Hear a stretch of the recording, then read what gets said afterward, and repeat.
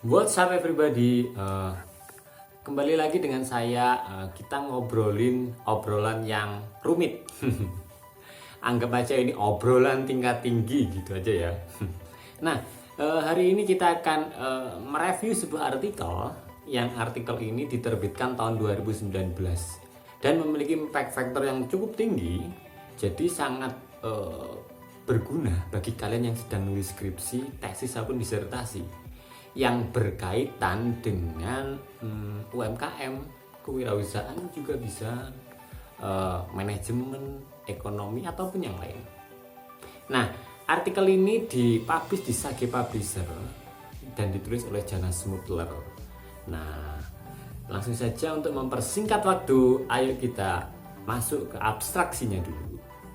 Nah, dari abstraksi sudah saya rangkum nih, ada 3 poin penting.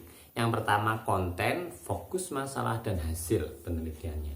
Nah, dari abstraksi ini dapat kita lihat secara konten, artikel ini mempelajari bagaimana lingkungan sosiokultural dapat mempengaruhi self-efficacy dan niat berwirausaha.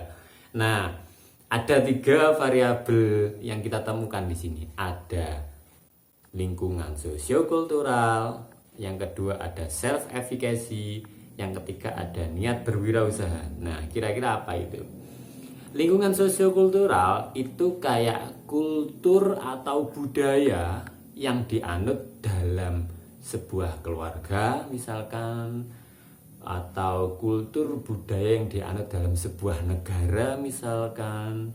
Nah, kayak gitu. Apakah negara itu negara-negara yang mengandung faham-faham individual atau yang lain? Nah, kayak gitu misalkan.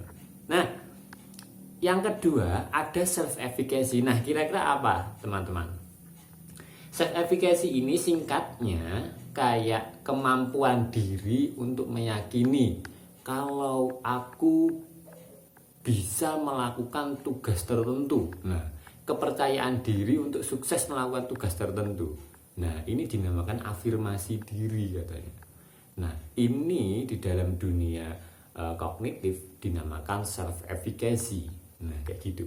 Nah, yang ketiga ini adalah niat berwirausaha. Tentu ini nggak perlu saya jelaskan, kalian semua sudah tahu niat itu yang mengawali sebuah tindakan seseorang. Nah, untuk fokus masalahnya, artikel ini dibatasi nih.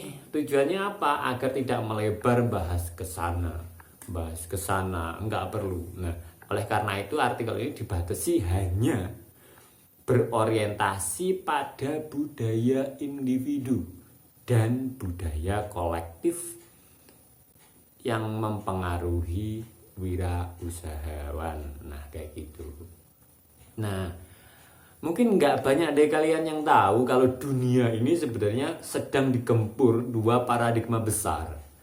Paradigma yang pertama itu adalah paradigma individu, yang itu nanti menjadi cikal bakal munculnya paham liberal dan kapitalis.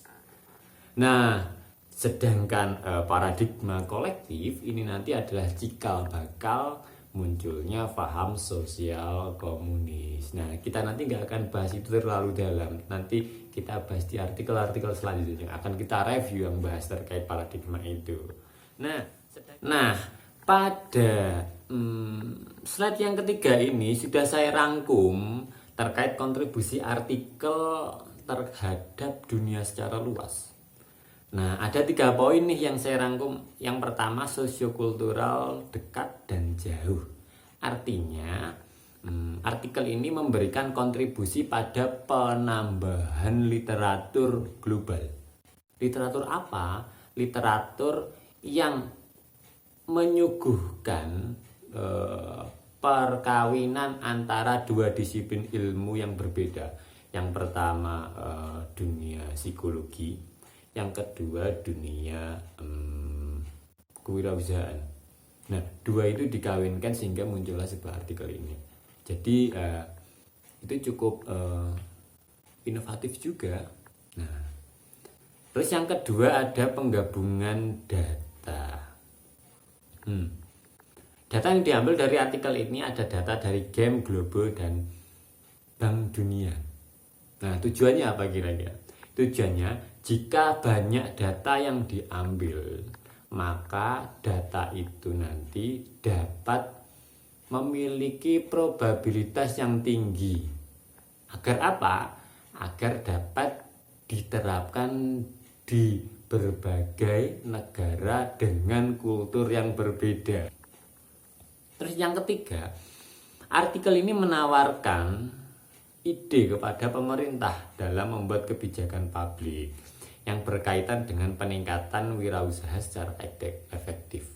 Kalau kalian tahu, sebenarnya banyak pemerintah-pemerintah, nggak hanya di Indonesia, di negara-negara luar, banyak kebijakan-kebijakan yang diterapkan untuk meningkatkan kewirausahaan, tapi ternyata nggak seefektif yang mereka rancang atau nggak seefektif yang mereka rencanakan.